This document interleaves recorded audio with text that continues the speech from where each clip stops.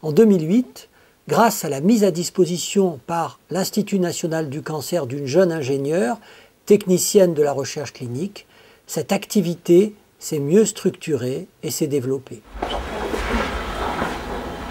Alors, je ne suis pas médecin. Moi, j'ai fait un diplôme d'ingénieur en biologie.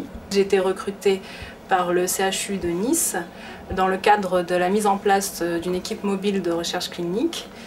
Donc c'est une équipe qui est basée sur toute la région PACA. Alors moi, je suis attachée de recherche clinique. Donc mon rôle, c'est d'aider le médecin à mener les essais cliniques dans le centre. Donc je l'aide à inclure les patientes dans les essais. Et ensuite, j'assure le suivi des patientes. Donc je dis au médecin, je lui rappelle quel examen il faut faire, quand la patiente va revenir. Donc j'assure le bon déroulement de façon globale de l'essai, car il faut que l'essai se passe selon certaines règles, donc on appelle les règles de bonne pratique clinique. Donc moi, mon rôle, c'est de m'assurer de ça. Alors un protocole patient. Alors en fait, il faut savoir qu'il y a différents types de recherches.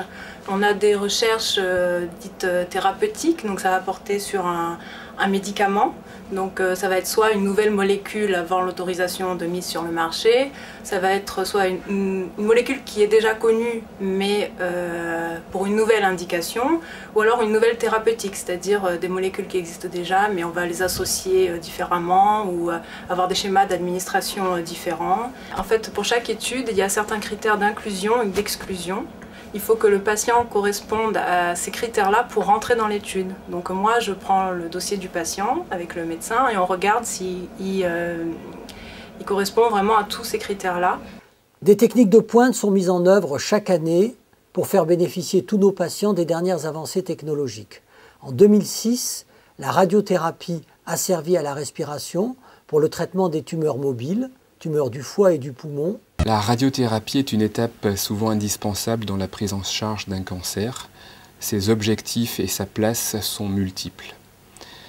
Cette radiothérapie peut venir en complément d'un acte chirurgical. Le but sera alors de renforcer le contrôle local de la maladie, c'est-à-dire diminuer les risques de rechute. On parlera dans ce cas de radiothérapie adjuvante ou post-opératoire. C'est le cas notamment de la quasi-totalité des cancers du sein. C'est aussi le cas d'un grand nombre de cancers de prostate, de poumon, de vessie, cancer de la gorge ou de l'endomètre. Et c'est à l'occasion du transfert du centre, de l'ancienne clinique sur le site actuel, que nous avons pu développer de nouvelles activités avec la mise en place de nouvelles techniques. La radiothérapie conformationnelle, en fait, c'est une irradiation qui est mise en place à travers ce qu'on appelle une simulation virtuelle. On détermine un plan de traitement sur un scanner, donc virtuellement, et ensuite on transpose ce plan de traitement à travers des points qu'on va tatouer sur le patient, qui sont nos points de repère. Ça permet de multiplier les portes d'entrée, ce qu'on avait du mal à faire auparavant, et surtout de protéger de façon plus efficace les organes critiques. Les deux techniques que nous avons développées ont été d'une part ce qu'on appelle la technique du gating, c'est-à-dire l'irradiation asservie à la respiration dans les cancers bronchiques. Donc ça a été développé sur une machine. Et puis l'autre technique qui est la technique de l'avenir, qui est la radiothérapie par modulation d'intensité. Nous avons été parmi les premiers à la mettre en place, notamment en ce qui concerne les tumeurs gynécologiques. Et actuellement, on essaie de développer cette indication dans les tumeurs de l'endomètre et les tumeurs du col de l'utérus, outre les indications reconnues concernant les cancers de la prostate et les cancers de l'ovaire. Donc bonjour, je suis le docteur Thomas Kretman. Je suis un des 3 radiothérapeutes du Centre Azuréen et je m'occupe avec mes 2 collègues donc notamment de tous les traitements de radiothérapie. Je suis également praticien hospitalier à temps partiel à l'hôpital de Grasse et donc je m'occupe au Centre Azuréen notamment des patients qui viennent de toute l'agglomération autour de Grasse. Le patient est vu en face par son médecin oncologue référent, qui est au Centre Azuréen juste en face. Le patient est ensuite accueilli ici pour réaliser sa chimiothérapie. Bonjour madame. Bonjour. Pour une chimiothérapie ? Oui. Alors j'ai besoin de votre carte vitale. Je vais prendre vos coordonnées. D'accord, votre nom de jeune fille. Entendu. Un numéro de téléphone. Vous êtes toujours en activité? Alors, la personne à prévenir si nous avions besoin. Ses coordonnées, donc son nom et son prénom, son numéro de téléphone. Il faudra apposer une signature juste ici. Merci. Donc, je vous mène en hôpital de jour. Moi, je travaille sur les deux sites.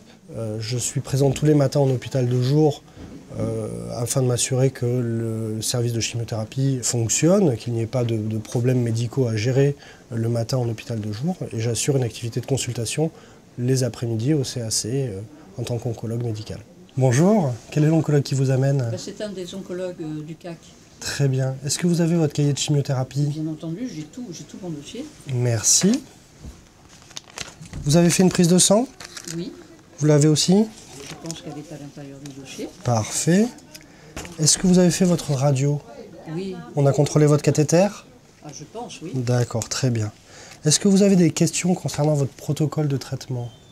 Donc, vous allez avoir un protocole par perfusion, dont la durée de traitement pour vous est estimée à peu près à 2 heures. Et ce traitement, on va le répéter toutes les 3 semaines.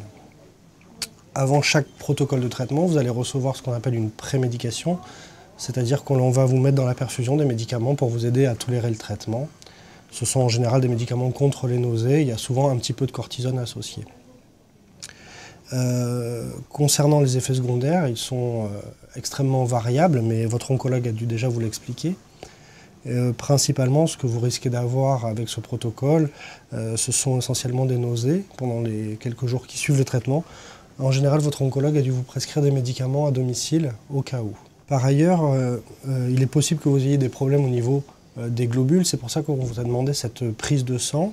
Et il nous faudra systématiquement une prise de sang avant chaque chimiothérapie. Alors il faut une prise de sang systématique parce que la plupart des chimiothérapies engendrent des effets secondaires sur la prise de sang, des baisses de globules la plupart du temps. Puis d'autres anomalies, ça peut un peu perturber le bilan rénal ou le bilan hépatique. Et c'est indispensable pour nous de s'assurer que le traitement n'est pas trop toxique et qu'on n'a pas trop d'effets secondaires pour pouvoir le continuer en toute sécurité. Si les anomalies présentées sur votre prise de sang nous paraissent non acceptables, à ce moment-là, on en discute avec vous, on adapte le protocole, bien sûr en tenant informé votre oncologue référent au CAC. À l'hôpital de jour, on ne fait pas que des chimiothérapies. Il arrive parfois qu'on ait besoin de réaliser des transfusions au cours de chimiothérapie. Et donc on peut tout à fait les réaliser ici. On ne réalise que des transfusions de globules rouges. Les transfusions de plaquettes doivent être réalisées en hospitalisation. Il arrive parfois aussi que dans le cadre de votre maladie, vous ayez besoin de gestes particuliers tels qu'une ponction d'acide ou une ponction pleurale, voire même une ponction lombaire, qui sont des gestes que l'on peut réaliser en ambulatoire, c'est-à-dire en hôpital de jour, et vous sortez juste après la réalisation de ce geste. Bonjour, je m'appelle Sophie Roubaud, je suis le pharmacien de l'API GCS Mougin Pharma et responsable du service de chimiothérapie de la clinique Plein Ciel. Donc ici, vous vous retrouvez dans la partie pharmacie réservée à la reconstitution des médicaments cytotoxiques. Ce sont les médicaments de chimiothérapie. C'est pour ça que cette salle s'appelle communément aussi l'unité de reconstitution des cytotoxiques. Donc cette unité est divisée en 3 parties. Vous avez donc la partie administrative qui est constituée donc par ce bureau, dans laquelle on retrouve tout le matériel informatique, dans lequel je valide tous les jours les protocoles et les ordonnances de chimiothérapie dédiées aux patients. Avec donc Monsieur Hoche, le médecin responsable du service, nous faisons une double validation tous les matins. Et à partir de là, la double validation va permettre donc de générer une fiche de fabrication. Cette fiche de fabrication aura donc toutes les informations nécessaires pour la fabrication du produit, puisque chaque produit sera fabriqué pour chaque patient. Et ces doses, donc une fois calculées, seront fabriquées par les préparateurs dans la salle dite blanche. Chaque préparation, une fois contrôlée, est dédiée donc à chaque patient. Pour des traitements, il peut y avoir 1 à 4 poches, voire des systèmes de dispositifs de pompe ou d'infuseurs. Pour chaque patient, on le fait de façon dite extemporanée, c'est-à-dire au dernier moment. Donc la perfusion est prête parce qu'après je me mets en stérile, tout ça reste stérile. Et du fait que je suis en gants stériles, j'ai plus qu'à attraper mon tuyau, pour aller l'installer sur le petit tuyau. Je rouvre.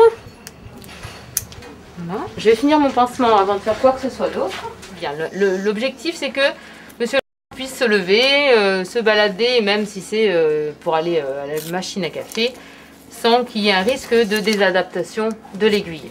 Une fois que tout ça est fait, j'ouvre la tubulure, le produit coule, et voilà, et on a démarré le traitement.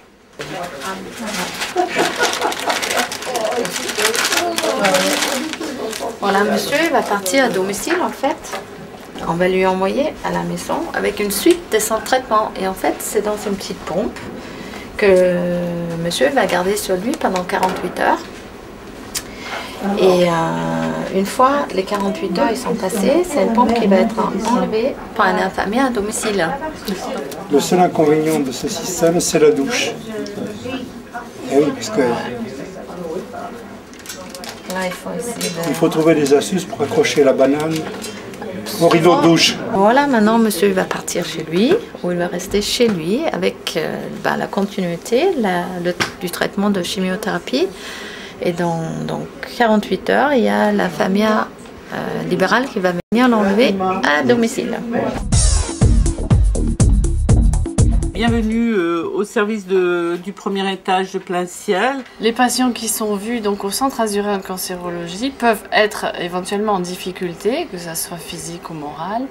Et donc ils peuvent être accueillis dans ce service de plein ciel CD qui dispose de 20 lits d'hospitalisation. J'ai rejoint le docteur Riel car le service a pris un petit peu plus d'importance. Il y a quelques lits supplémentaires qui nous ont été confiés.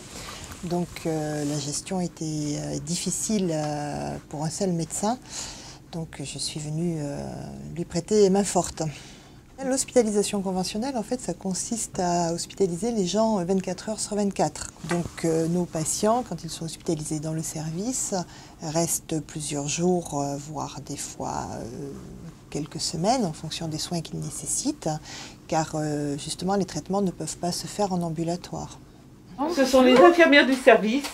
On a une très très bonne équipe soignante, que ce soit au niveau des aides-soignantes ou au niveau des infirmières. Et c'est elles qui vous prennent en charge dès que vous arrivez ici. Je suis associée à l'équipe du Centre azuréen depuis 17 ans. Et donc je m'occupe spécifiquement de l'hospitalisation. Moi je suis le docteur Valérie Ganassi, je suis médecin algologue, c'est-à-dire médecin de la douleur, voire même de la souffrance. Je vois les patients de la chimiothérapie. Moi je traite surtout les gens, bon bien sûr, médicalement avec de la morphine, ce qui fait toujours peur, mais qui en fait est tout à fait nécessaire lorsque les patients ont mal, parce que comme je dis toujours, la douleur ne sert à rien. Au contraire, elle épuise le patient et elle fait qu'il ne peut plus lutter contre la maladie. Et à côté de ces techniques dites médicales, médicamenteuses, j'utilise aussi lorsque les gens en ont besoin ou lorsqu'il y a un peu une notion de thérapie derrière, de l'hypnose. Hypnose médicale, quand on veut obtenir un effet thérapeutique.